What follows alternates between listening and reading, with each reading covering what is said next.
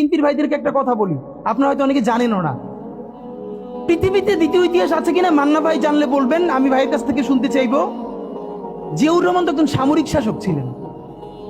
একজন সামরিক শাসক সামরিক ফরমান জারি করে দেশে গণতন্ত্র ফিরেছে, পৃথিবীতে এই নজির নাই যেটা জিয়াউর রহমান করছেন।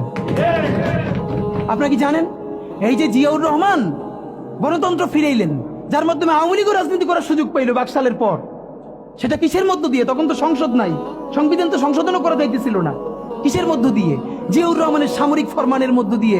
পৃথিবীর একমাত্র একজন সামরিক শাসক যিনি ফিল করলেন না সামরিক পন্থা দিয়ে করা যাবে না, গণতন্ত্রে ফিরতে হবে। এবং দেখেন হাসিনারে এবং আওয়ামী লীগের চরিত্রটাই হলো এইরকম, এর যে একটু ভালোবাসে তারই সে হত্যা করে। শহীদ প্রেসিডেন্ট জিয়াউর রহমান শেখ হাসিনাকে দেশে আসার অনুমতি দিছিলেন, সুযোগ দিছিলেন এবং বলছে থাক সবাই রাজনীতি করুক। আসার 1 মাসের মধ্যে জিয়াউর রহমান শহীদ হয়ে গেছে, 13 দিনের মধ্যে। এবার দেখেন এই যে আমরা এখন যারা সবাই করতেছি, সুতরাং এটা একটা বিষ। এই বিষের সাথে আমরা কিভাবে লড়াই করব? জাতীয় ঐক্যমত্য তৈরি করতে হবে।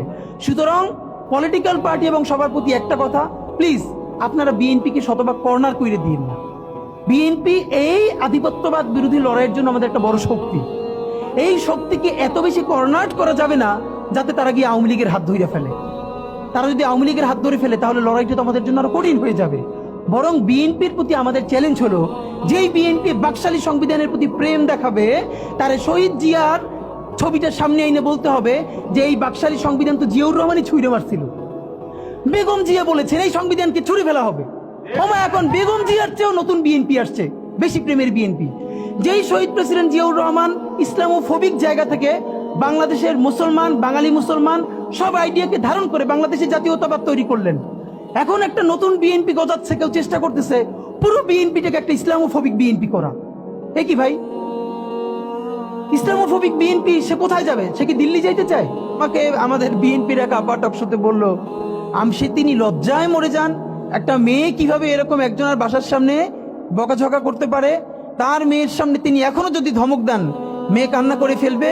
আর তার মেয়ের বয়সী মেয়েরা রাস্তায় এসে তারপর এরকম গালিগালাজ করতেছে একজন বয়োবৃদ্ধ মানুষকে। মানে মনে চায় কি, মাঝে মধ্যে মনে চায় আপনি কিছু বলবেন না, চক্ষু বন্ধ করে থাকবেন। মানে আমি উঠে বলবো করে যে আপনার এই মেয়ে ঠিকই তো আছে, ও তো জুলাইতে রাস্তায় নামে নাই। যেই মেয়ে গালিগালাজ করে ও তো জুলাইতে নামে ওর ঘর সংসার হারানোর পালা হয়েছে। একটা মেয়ের স্টেটমেন্ট দেখছেন, একটা মেয়ে বলতেছে যে আমি তো ইন্টার ফেল, টাইনে টুইনে পাস করছি, আমি কোটা মোটা দিয়ে কি করব? কি ভীষণ সত্য উচ্চারণ, বলতেছে এই কোটা দিয়ে আমি কি করব? আমি তো টাইনে টুইনে ইন্টার পাস করছি, আমি ফেল করছি, আমার কয়দিন পর বিয়ে হয়ে যাবে। কিন্তু আমার ভাইয়ের রক্ত দেখে আমি থামতে পারি না, আমি রাজপথে নামে আসছি। তা আপনারা রাজনীতিবিদরা যারা এই কথা বলেন না, আপনাদের বাচ্চারা ও লেভেল এ লেভেল পড়ে, এরপরে বিদেশ চলে যায়। যে কয়দিন ক্ষমতায় থাকেন দেশে এসে ঘুরে ফিরে আবারও বিদেশ চলে যায়। তা আপনার বাচ্চা তো বাংলাদেশে থাকেও না, বাংলাদেশে পড়ার। এবং দেখেন ছাত্র রাজনীতির পক্ষে তারা মরে যায়। একটা বাংলাদেশের পারলে আপনারা বলেন প্রধান সারির কোন রাজনৈতিক দলের কোন নেতার সন্তানেরা তার দলের ছাত্র রাজনীতি করে? একজন বলেন যে প্রত্যেকটা রাজনৈতিক দলের প্রথম 5-10 জন নেতার নাম বলেন। আমরা বলেছি ছাত্র রাজনীতি থাকতে হবে, লেজুরবাদী ছাত্র রাজনীতি না, ক্যাম্পাসে ছাত্র সংসদ হবে। কিন্তু খুব যুক্তি দেওয়ার চেষ্টা করেন। তখন যখন বললাম যে আপনার সন্তান কি ছাত্র রাজনীতি করে? যদি বিএনপি হন আপনার ছেলে কি ছাত্রদল করে? যদি জামাত হন আপনার ছেলে কি ছাত্র শিবির করে? কোনোভাবে ইন্টার পাস পর্যন্ত করে, তারপর তো বিদেশ পাঠাই দেন। আপনার নিজের ছেলেরে এত ভালোবাসেন, মেয়েরে ভালোবাসেন, বিদেশ পাঠাই নিরাপদ রাখেন, আর এইখানে অন্যের সন্তানরা এসে জীবন যুদ্ধ করাইতেছেন যে খুব দেশ উদ্ধার করতেছেন। এইসব ভণ্ডামির একটা পর্যায়ে থাকে, এগুলো বন্ধ করতে হবে। এখন যেটা ব্যাপার, আপনারা এই যে ইসের ব্যাপারে দেখেন, গত 1 বছরের ব্যাপারে আপনাদেরকে বিনীত আকারে বলি, মিডিয়ার ভাইরা যেটা করছেন না, গত 1 বছরে বাংলাদেশে তো গৃহযুদ্ধ হওয়ার কথা ছিল, 1000 বার বলেছে। আওয়ামী লীগ নিজে বলেছে তার পতন হলে 5 লক্ষ মানুষ মারা যাবে। এটা সে কেন বলেছে? এটা শুধু এই কারণে বলে নাই আওয়ামী লীগকে ভয় দেখানোর জন্য না, সে জানে অনেস্টলি সে কত মানুষকে গুম করেছে, খুন করেছে, হত্যা করেছে।